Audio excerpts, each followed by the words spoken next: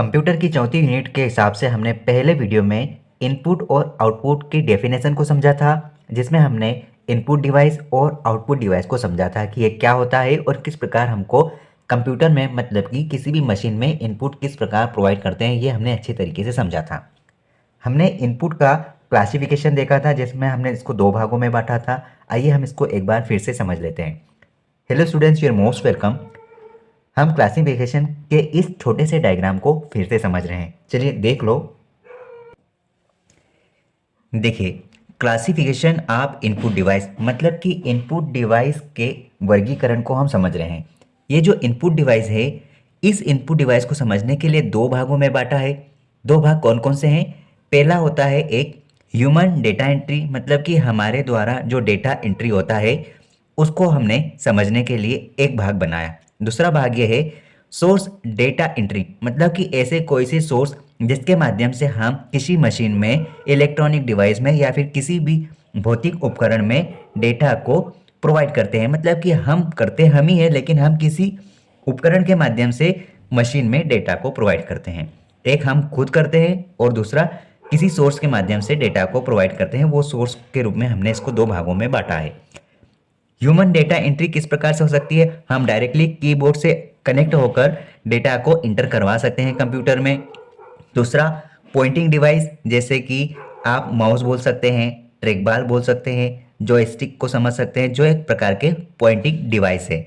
उसके बाद pick device, मतलब कि हम या फिर किसी सेंसर के माध्यम से या फिर टच स्क्रीन के माध्यम से डेटा की एंट्री करवाते हैं। इनको अपन अच्छे तरीके से समझेंगे इस वीडियो में।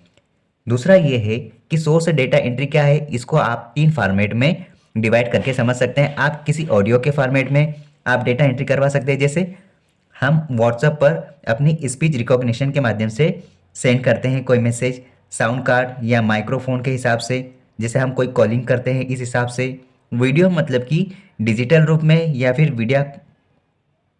वीडियो कैमरा के माध्यम से पहुंचा सकते हैं।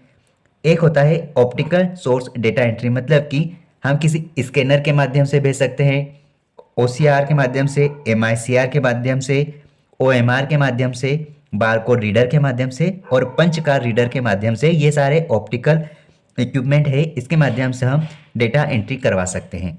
ठीक है, अब हम इसमें आगे बढ़ते हैं। हम आज के वीडियो में देखते हैं कि जो इम्पोर्टेंट इनपुट डिवाइस हैं वो किस प्रकार से वर्क करते हैं और उसको इस्तेमाल किस प्रकार किया जाता है। चलिए हम आगे बढ़ते हैं। प्रमुख इनपुट डिवाइस।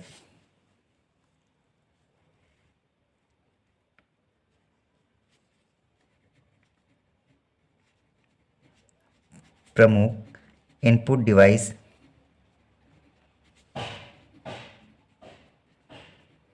कुछ इस प्रकार है। आइए देखते हैं। पहला आप देख सकते हैं कीबोर्ड।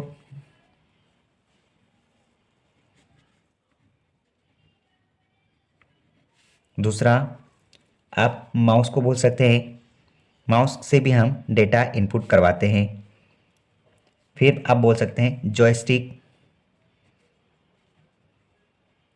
इसके माध्यम से भी हम डेटा इनपुट करवाते हैं। जॉयस्टिक मतलब कि हम माउस की जगह इसका इस्तेमाल करते हैं, जैसे कि ये ज़्यादातर गेम में होता है।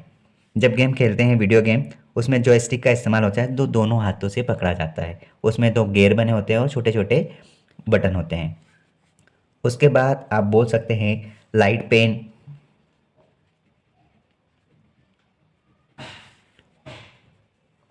स्कैनर, इससे हम किसी भी डॉक्यूमेंट को स्कैन करके इनपुट के माध्यम से हम डेटा प्रोवाइड कर सकते हैं। बार कोड रीडर, हम किसी भी दुकान पे जाते हैं तो किसी भी प्रोडक्ट को खरीदते हैं, उसके पीछे बार कोड होता है, उसको स्कैन किया जाता है। और किससे? बार कोड स्कैनर के माध्यम से। बार कोड रीडर कहा जाता है उसको, बार कोड रीडर। फिर आप बोल सकते हैं हमारा लाइट पेन हो गया है। फिर बोल सकते हैं M I C R. M I C R मतलब मैग्नेटिक इंक कैरेक्टर रिकॉग्निशन। ठीक है। फिर नेक्स्ट आप देख सकते हैं punch card reader. Punch card reader और भी कुछ पॉइंट्स है जैसे कि ओ एम आर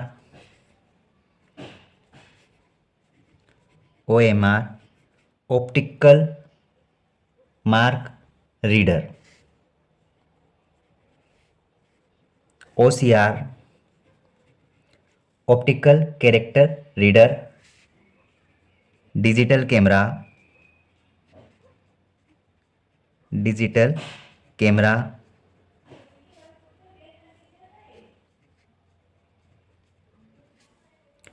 फिर आप बोल सकते हैं टच स्क्रीन,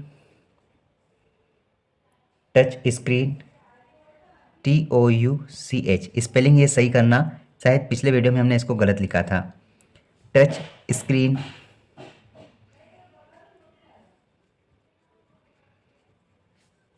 उसके बाद है OCR जो कि हमने लिख लिया, optical character reader, speech recognition,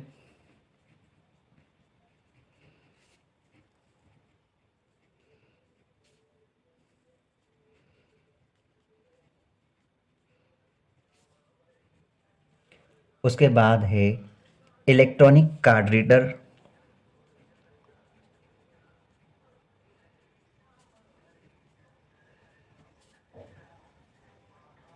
इसके बाद और भी चीज़ें हैं जैसे कि आप ट्रैक बॉल बोल सकते हैं, इसका भी यूज़ किया जाता है।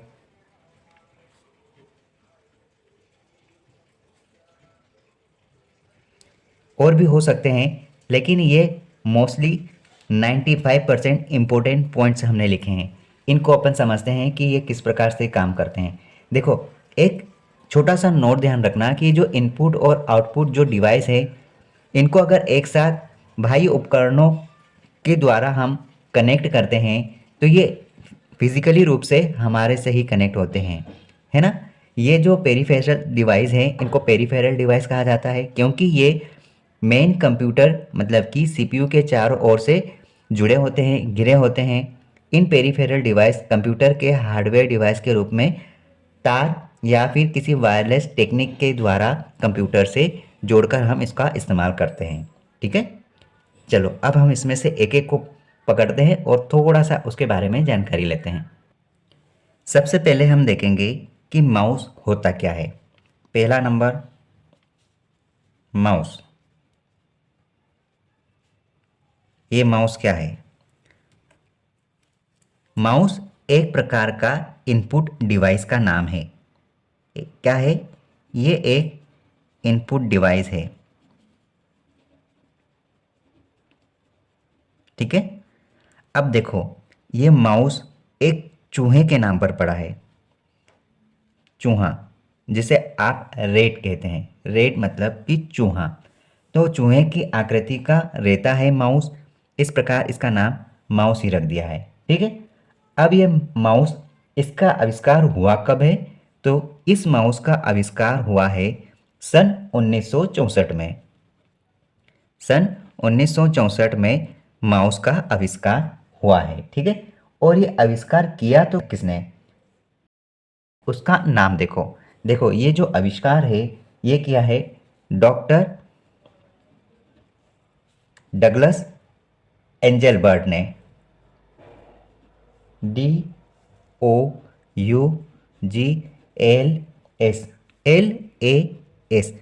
Engelbert, ENGELBART।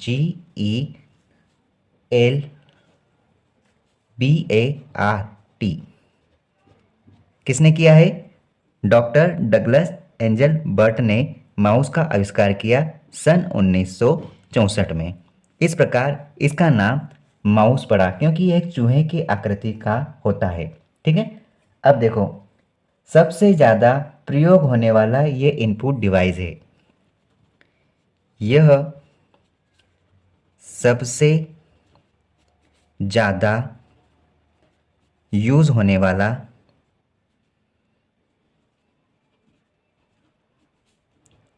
इनपुट डिवाइस है। अगर आपको ऐसा पूछ लें कि सबसे ज़्यादा यूज़ होने वाला इनपुट डिवाइस कौन सा है, तो आप बोल सकते हैं उनमें माउस का इस्तेमाल 95% से ज़्यादा इंस्टीट्यूट में, ज़्यादा एम्प्लॉय, ज़्यादा यूज़र इस्तेमाल करते हैं। ठीक है, अब इसके बारे में समझो कि ये जो माउस है ये सर्वाधिक प्रयोग होने वाला एक इनपुट डिवाइस है, जिसे अपन क्या बोल सकते हैं, इसको आप पॉइंटिंग डिवाइस भी बोल सकते हैं। क्या बोल सकते हैं? पॉइंटिंग डिवाइस, जो हमने पहले ही देख लिया। पॉइंटिंग डिवाइस कहा जा सकता है, ठीक है। या फिर आप इसको पॉइंट एंड ड्रा डिवाइस कह सकते हैं, ठीक है। ये भी कहा जा सकता है। जैसे कि इसका यूज़ मतलब कि GUI के प्रयोग से इसका महत्व बढ़ गया। किसके कारण? GUI बोले तो क्या?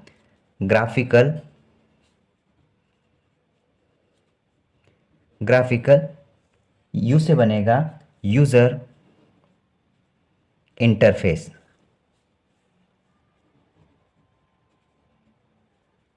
इसके माध्यम से माउस का इस्तेमाल बढ़ गया। इसके प्रयोग ने माउस का इस्तेमाल, इसका महत्व बढ़ा दिया। और माउस का आविष्कार आप सभी जानते हैं, डगलस एंजलबर्ट ने किया, सन 1964 में किया। हम है ना, माउस की सहायता से कंप्यूटर पर कर्सर या किसी भी ऑब्जेक्ट को एक स्थान से दूसरे स्थान तक आसानी से पहुंचा सकते हैं, ठीक है। मतलब कि ये जो हमारा माउस है ये हमें स्क्रीन पर एक कर्सर के रूप में प्राप्त होता है। माउस स्क्रीन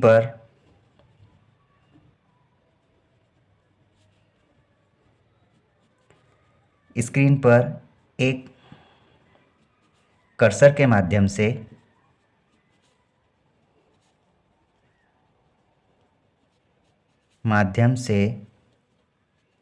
किसी ऑब्जेक्ट को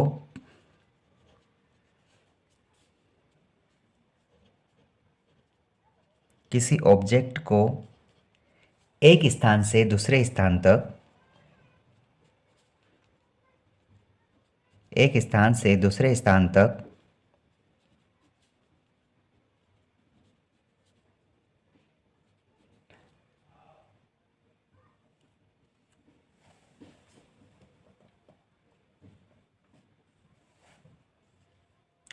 ले जा सकते हैं।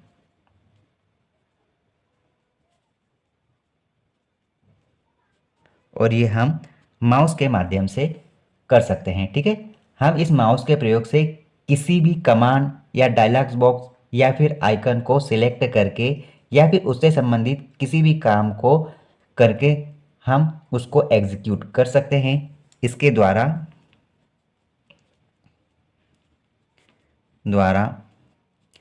किसी भी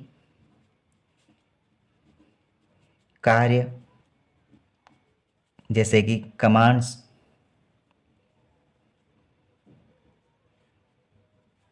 या फिर डायलॉग बॉक्स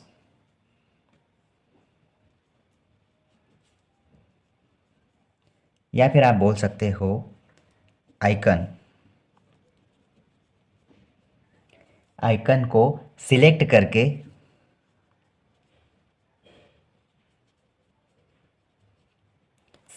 करके हम इस कार्य को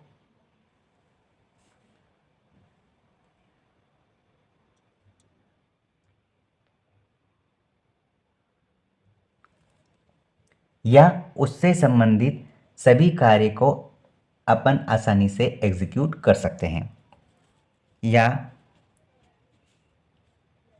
उससे संबंधित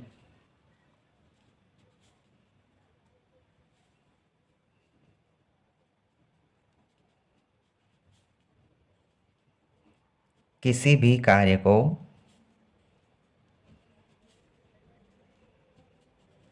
एग्जीक्यूट या फिर संपन्न कर सकते हैं।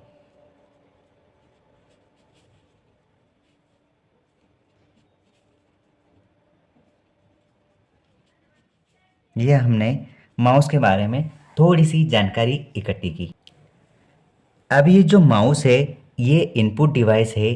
इसको हम कंप्यूटर में जोड़ते कहाँ हैं? तो याद रखना, इस माउस को कंप्यूटर में कहाँ जोड़ा जाता है?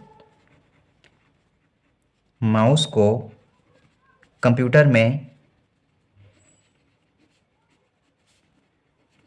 कहाँ पे जोड़ते हैं? याद रखना, पोर्ट जो कि कहाँ पर बना होता है? PS2 जो कि मदरबोर्ड पर बना होता है, ठीक है। PS2 पोर्ट में PS2 पोर्ट में जोड़ते हैं। अब ये बताओ कि ये PS2 पोर्ट कहाँ होता है। याद रखना PS2 पोर्ट होता है मदरबोर्ड पर।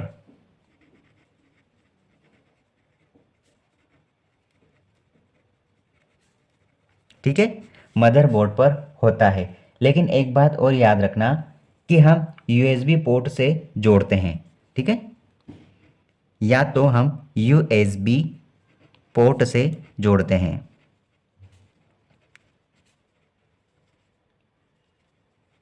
ये दोनों बातें आप ध्यान रखना, मोस्ट इम्पोर्टेंट हैं दोनों पॉइंट, ये वाले और ये तो कंपलसरी है ही, क्योंकि माउस को कंप्यूटर में PS2 पोर्ट में जोड़ा जाता है और ये PS2 पोर्ट मदरबोर्ड पर स्थित होता है। या तो हम इसको USB पोर्ट से भी जोड़ सकते हैं। ठीक है, अब मेरे को ये बताओ कि USB का फुल फॉर्म क्या है। USB का फुल फॉर्म है यूनिवर्सल सीरियल बस। यूनिवर्सल सीरियल बस, ये हम जो भी यहाँ पर फुल पॉइंट देख रहे हैं ये हमारे एग्ज़ाम के लिए बहुत ही ज़्यादा महत्वपूर्ण है। हमें स्पेशल क्लास देखेंगे जिसमें हम कंप्यूटर से संबंधित जितने भी छोटे छोटे फैक्ट हैं, फुल फॉर्म है, उनको एक क्लास में अच्छे तरीके से कंप्लीट कर लेंगे। लेकिन हम जो कंटिन्यू पढ़ रहे हैं इसमें भी हमको थोड़े थोड़े याद करते जाना है। ठीक है, इतना तो समझ में आ गया होगा। अब देखो इतना अच्छा डायग्राम तो नहीं आता, लेकिन हम थोड़ा सा बनाने की कोशिश करते हैं कि कुछ इस प्रकार से होगा माउस।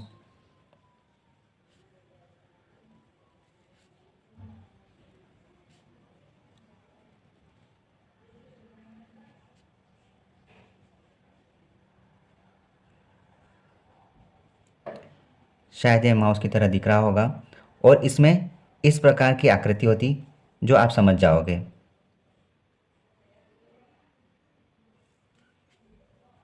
ये वायरलेस भी होता है और वायर के साथ भी होता है, वायर्ड भी होता है और वायरलेस भी होता है। ये हमने बना दिया mouse. It is a imaginary diagram. ठीक है, अब इस बात को समझो आप ठीक से कि ये जो माउस है, माउस में 2 या 3 बटन हो सकते हैं। मेरे अनुसार इस माउस में यहाँ पर 2 बटन तो होते ही हैं, जो एक राइट होता है और एक लेफ्ट होता है। ठीक है, तो आप ये नोट डाल लो, माउस में 2 या 3 बटन होते हैं। हमने यहाँ पर तीसरे बटन को भी सम्मिलित किया और ये हमारी बॉल को हमने सम्मिलित किया। देखो अब इसको ध्यान से समझो। देखो ये जो माउस है इसमें एक राइट बटन होता है और एक लेफ्ट बटन होता है। इससे पहले तो आप ये समझो कि ये जो माउस है इसको राइट हैंड से चलाया जाता है। कौन से हाथ से? राइट हैंड से। राइट हैंड बोले तो सीधा हाथ, सीधा हाथ बोले तो जिससे आप खाना खाते हो। कई बच्चे ज़्यादा जो समझदार है वो उल्टे हाथ से खाना खाते हैं। जो उल्टे हाथ का काम होता है वो सीधे हाथ से करते हैं और जो सीधे हाथ का काम होता है वो उल्टे हाथ से करते हैं। लेकिन कोई बात नहीं, काम तो हो जाता है। चलो आगे देखो, अब इसमें कौन सा राइट बटन होगा, कौन सा लेफ्ट बटन होगा। तो याद रखना, हम अगर इसको सीधे हाथ से चलाएंगे तो ये जो इधर वाला छोर रहेगा ये आपका राइट रहता है और ये इस साइड वाला जो छोर है, जो हिस्सा है, वो होता है लेफ्ट। मतलब कि ये दायां बटन होता है, दायां, और ये होता है बायां। ठीक है, इसका मतलब ये हुआ कि नंबर 1 इसमें एक बायां बटन होता है, बायां बटन, जिसको आप बोलोगे लेफ्ट बटन।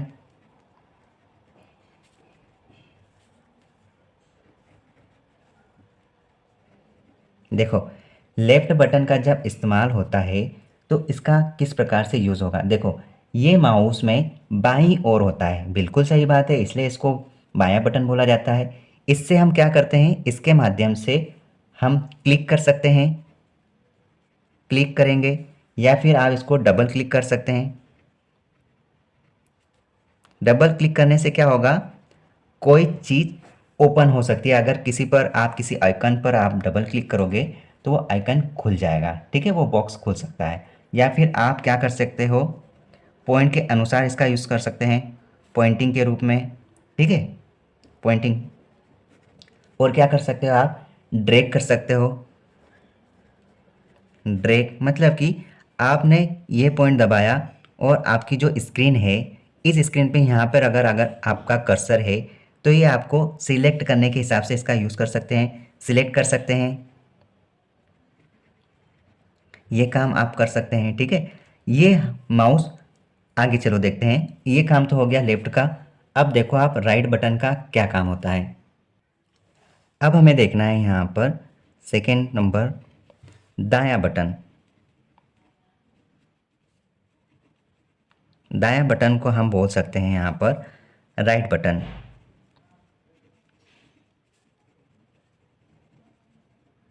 अब देखो ये क्या काम करता है, दायां बटन बोले तो हमारा राइट वाला जो इस साइड वाला हिस्सा है और ये हमारा लेफ्ट है, ठीक है। अब देखो यह माउस के दाईं ओर होता है, इसलिए आप इसको दायां बटन बोलोगे। ये क्या करता है, ये सॉफ्टवेयर के आधार पर, सॉफ्टवेयर के अनुसार कोई इम्पोर्टेंट कार्य कर सकता है, जैसे कि डायलॉग बॉक्स खोलना या फिर कोई मेनू बॉक्स को खोलना। अगर आप डेस्कटॉप पर राइट क्लिक करते हैं तो आपको एक चिट्ठी खुल जाती है, एक डायलॉग बॉक्स खुल जाता है जिसमें रिफ्रेश वगैरह ये कुछ पॉइंट्स रहते हैं। आप प्रॉपर्टी चेक कर सकते हो, ठीक है। ये सारी चीज़ें देखने के लिए दायां बटन का इस्तेमाल करते हैं, ठीक है। ये एग्ज़ाम में आता है कि डबल क्लिक कौन से बटन से होता है, इसलिए इसको ध्यान से समझना। देखो ये सॉफ्टवेयर के अनुसार, according to software,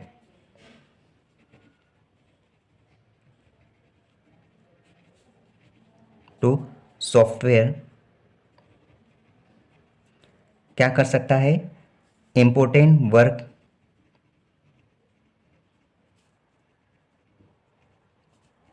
important process like open dialog box,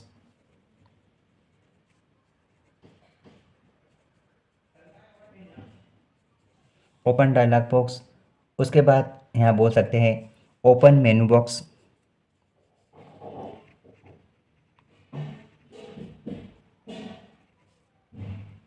ये चीज़ें खोलता है, प्रॉपर्टी चेक करना, रिफ्रेश करना, रिफ्रेश, प्रॉपर्टी चेक, ये सारी चीज़ें ईटीसी, इन सब चीज़ों के लिए यहाँ पर राइट क्लिक का इस्तेमाल किया जाता है, ठीक है। अब तीसरा एक इम्पोर्टेंट पॉइंट है और वो है हमारा मध्य बटन। हमने ये मध्य बटन किसको बोल दिया, ये बोला है सेंटर बटन को, सेंटर बटन। सेंटर बटन मतलब कि इसको आप स्क्रॉल बटन भी बोल सकते हैं, स्क्रॉल बटन।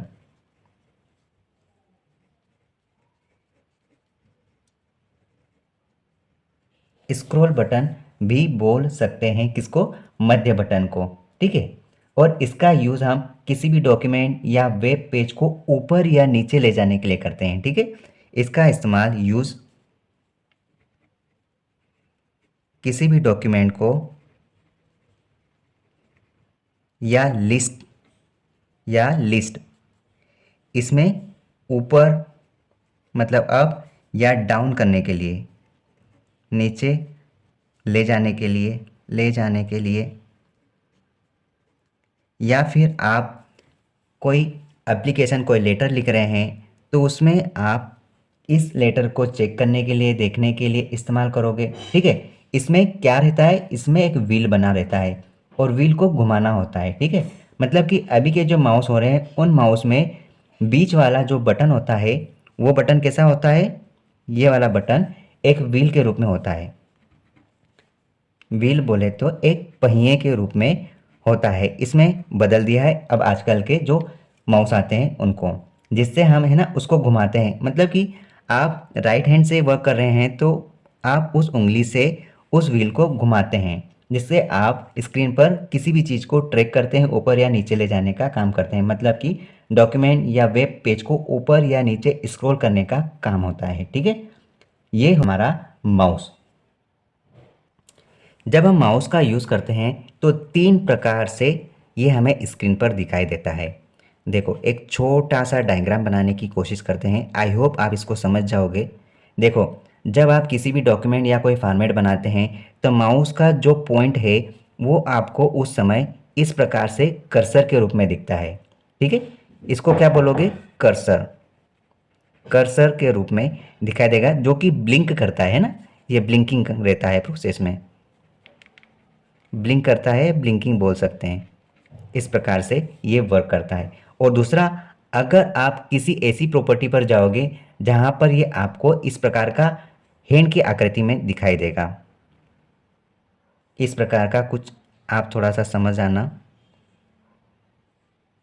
आई होप आप समझ रहे होंगे। इस प्रकार का ये हाथ की आकृति दिखाता है आपको।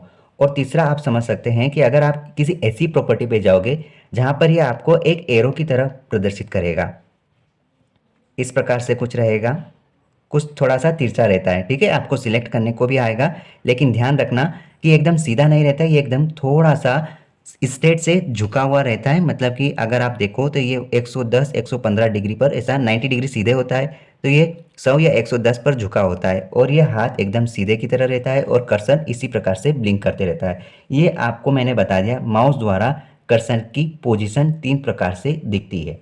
ये हमने माउस को अच्छे तरीके से कवर किया। अब इसका एक थोड़ा सा मैं काम बता देता हूँ और कल हम फिर इसके आगे पढ़ेंगे। हमें देखना है माउस के कार्य।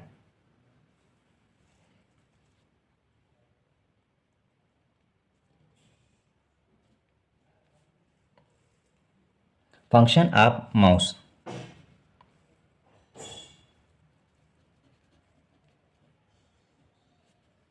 Function of mouse,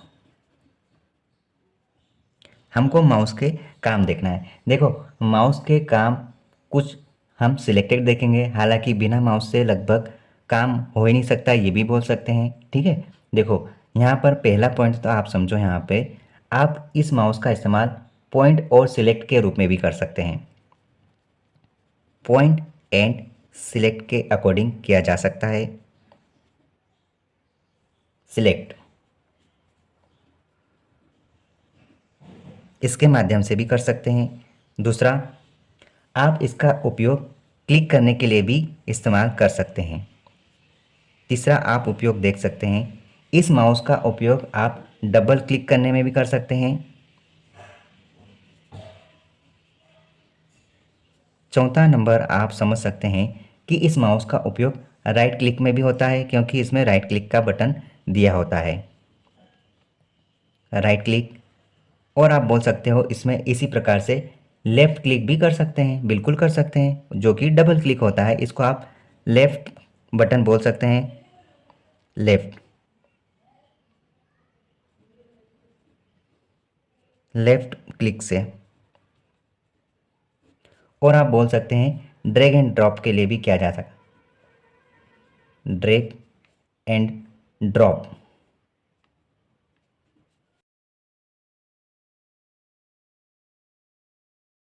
drag and drop के लिए भी इस्तेमाल कर सकते हैं।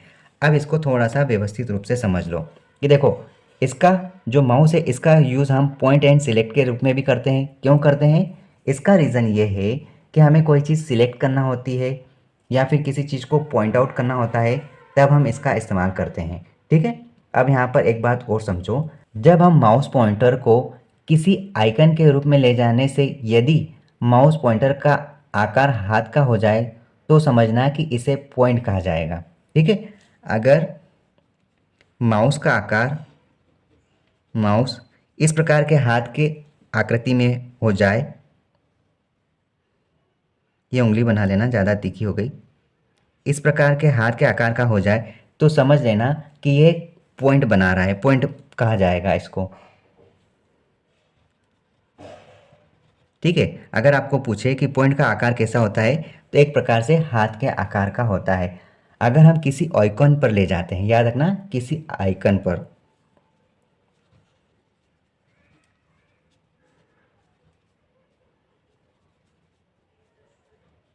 आइकन पर ले जाते हैं, तब इस प्रकार की आकृति बन जाती है। इस बात को आप हमेशा ध्यान रखना और इसे पॉइंट कहा जाएगा।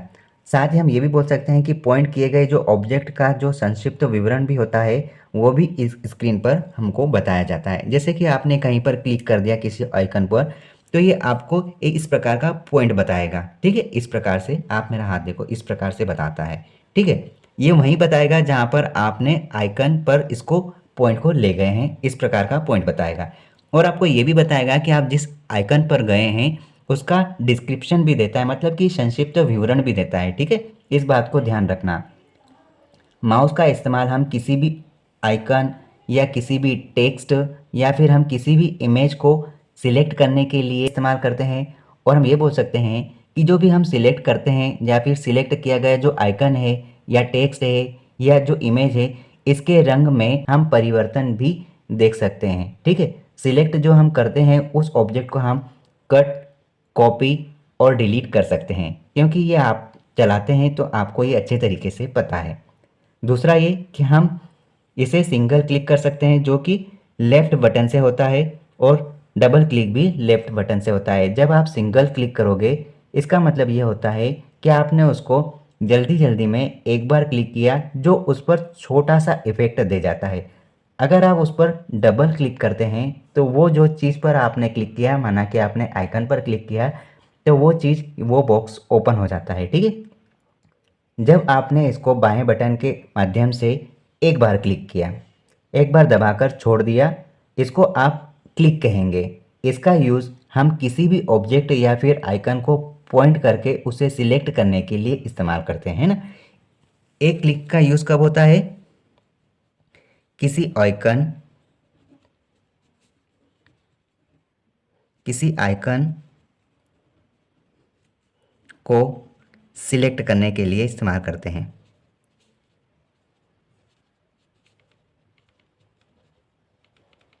और दूसरा आप बोल सकते हैं डबल क्लिक, मतलब कि उस आइकन को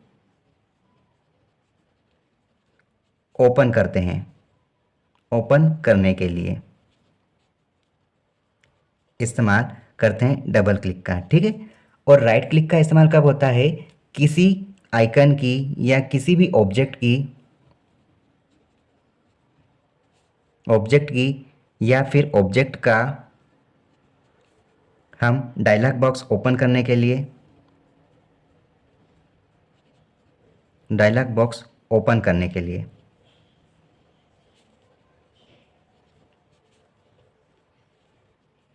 इस्तेमाल करते हैं, या फिर प्रॉपर्टी चेक करने के लिए इस्तेमाल करते हैं। इसके लिए हम, और राइट क्लिक मतलब कि हम राइट वाला बटन दबाते हैं, उसी को आप राइट क्लिक कहेंगे। ठीक है, ऑब्जेक्ट को सिलेक्ट करने के लिए, ड्रॉप मेन्यू ओपन करने के लिए इसका इस्तेमाल करते हैं, जिसमें कई सारे विकल्प होते हैं। उन विकल्पों को सिलेक्ट करके हम, मतलब कि लेफ़्ट क्लिक के द्वारा सिलेक्ट करके हम ऑब्जेक्ट की अगली प्रॉपर्टी को चेक कर सकते हैं। आप उसको समझ सकते हैं।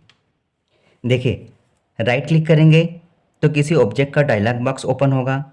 ठीक है, उस डायलॉग बॉक्स ओपन होगा तो उसमें जो भी लिखा रहेगा, अगर रिफ्रेश करने का या फिर उसमें और भी कुछ प्रॉपर्टीज़ रहेगी, उनको देखने के लिए उनमें से आप किसी एक को सिलेक्ट करोगे, तो आप राइट का क्लिक नहीं करोगे, आपको वहाँ पर सिलेक्ट करने के लिए लेफ़्ट का इस्तेमाल करना पड़ता है। ठीक है, लेफ़्ट क्लिक का इस्तेमाल सिलेक्ट करने के लिए, चयन करने के लिए यूज़ होता है। राइट क्लिक सिर्फ और सिर्फ डायलॉग बॉक्स और प्रॉपर्टी चेक करने के लिए इस्तेमाल होता है। ठीक है, किसी ऑब्जेक्ट की प्रॉपर्टी जानने के लिए राइट क्लिक का इस्तेमाल करते हैं, ये एक सीधी सी बात है।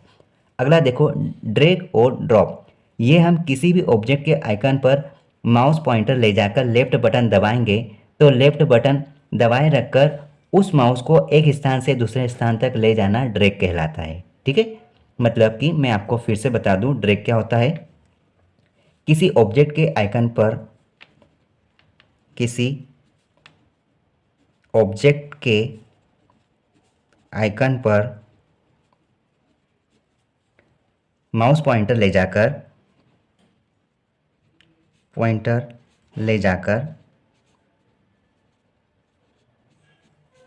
लेफ्ट बटन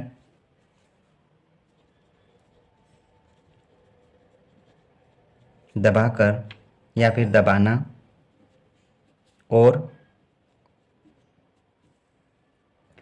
लेफ्ट बटन दबाए रखकर यही बटन दबाए रखकर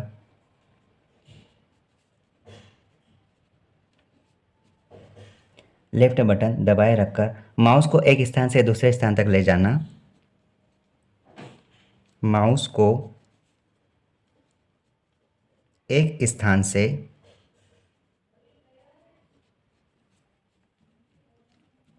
दूसरे स्थान तक ले जाना।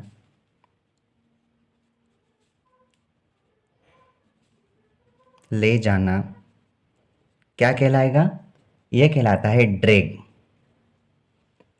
ठीक है, ड्रैग कहलाता है। ये आपने समझा ड्रैग करना। ठीक है, अब देखो इससे ऑब्जेक्ट का आइकन भी साथ साथ चलेगा। ऐसे करने से क्या होता है? ऑब्जेक्ट का आइकन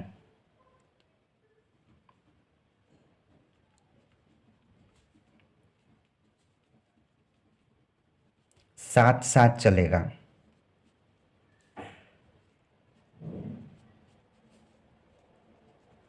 ठीक है, अब माउस पॉइंटर को हम किसी स्थान या फाइल पर ले जाकर अगर लेफ्ट बटन छोड़ देंगे तो वो ड्रॉप कहलाता है। मतलब कि कहीं पर छोड़ना, कहीं ले जाना, ये तो ड्रैग कहलाता है। लेकिन कहीं ले जाकर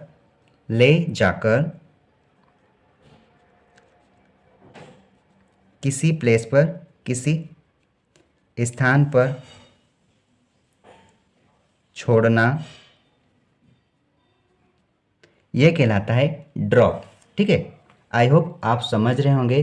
किसी स्थान पर ले जाकर छोड़ना यह कहलाता है ड्रॉप। ये प्रोसेस ले जाना ड्रैग, और किसी स्थान पर ले जाकर छोड़ देना मतलब कि अब भाई तू यहीं पर बैठ, मतलब कि कोई चोर है, पुलिस ले जाता है उसे, तो वो ट्रेवल का जो समय है वो ड्रैग कहलाता है। और उस चोर को किसी जेल में किसी स्थान पर रख देना वही कहलाता है ड्रॉप। ठीक है, ये होता है drag and drop. I hope आपको समझ में आ गया होगा।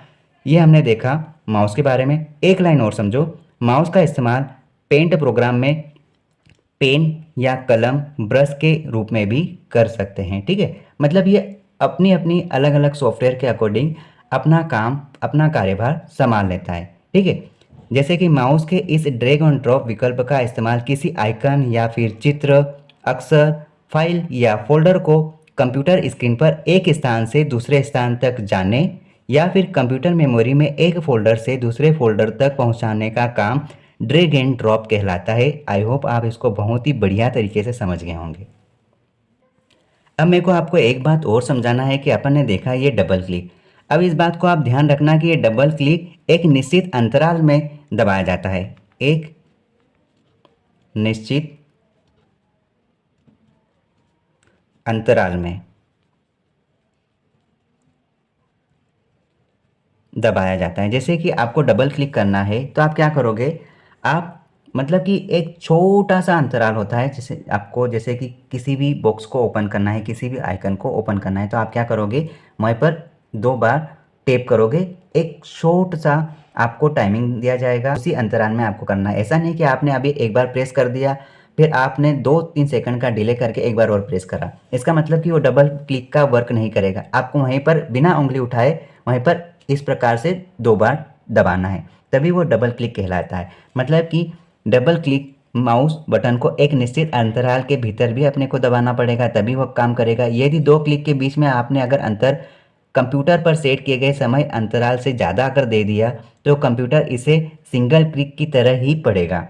मतलब कि आपके कंप्यूटर में पहले से ही सेट रहता है, जब आप खरीदते हो तभी सेट रहते हैं कि आपको डबल क्लिक में कितना समय देना है। अगर आपने उस टाइम पीरियड के अकॉर्डिंग ज़्यादा समय ले लिया तो कंप्यूटर इसको एक सिंगल क्लिक की तरह ही रीड करेगा और उसके हिसाब से ही वर्क करेगा। ठीक है, कंप्यूटर सॉफ्टवेयर के द्वारा 2 सिंगल क्लिक के बीच के समय अंतराल को कम या ज़्यादा कर सकते हैं। अब ये मत समझना कि यार ये तो बना हुआ आ गया तो शायद हम नहीं कर पाएंगे। ये अपने अकॉर्डिंग अपन समय अंतराल को कम या ज़्यादा कर सकते हैं। ठीक है, आई होप आपने माउस को बहुत ही बढ़िया तरीके से पढ़ लिया होगा, जो हमने इस वीडियो के माध्यम से समझाने की कोशिश की।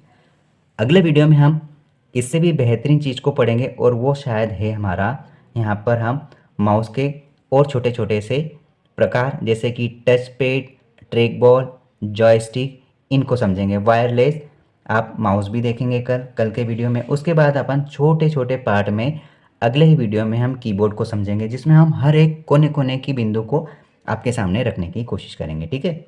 चलो, अगर आप न्यू व्यूवर हैं तो चैनल के साथ जुड़ जाना। मैं आपको computer A to Z provide कर दूंगा। आपको कोई वीडियो देखने की ज़रूरत नहीं पड़ेगी, कोई कोर्स खरीदने की ज़रूरत नहीं पड़ेगी। चाहे आप इस वीडियो को 6 महीने बाद देखोगे या साल भर बाद देखोगे, कंप्यूटर की लाइनें, कंप्यूटर का कोर्स बदलता कभी नहीं है। चाहे आप बैचलर डिग्री कर लो इसमें, चाहे आप मास्टर डिग्री कर लो इसमें, आपको ये नोट्स हर जगह काम आएंगे। डेट शीट, चाहे आप किसी भी स्टेट में रह रहे हो, चाहे आप किसी भी एग्ज़ाम की तैयारी कर रहे हैं, या फिर आप किसी भी प्रकार से ज्ञान लेना चाहते हैं, ये आपके लिए सर्वोत्तम रहेगा। अगर आपके पास समय है तो नोट्स बना लीजिए, और बिल्कुल समय नहीं है तो आप ये स्क्रीन पे जो नंबर चल रहा है इसके माध्यम से कांटेक्ट कर कर यही नोट्स जो आपके सामने कंप्लीट किए जा रहे हैं, यही नोट्स आपको सेपरेट टॉपिक वाइज प्रोवाइड कर दिए जाएंगे एक मिनिमम कॉस्ट के आधार पर, ठीक है। ऑल द बेस्ट, आप होंगे कामयाब। Keep watching, keep learning.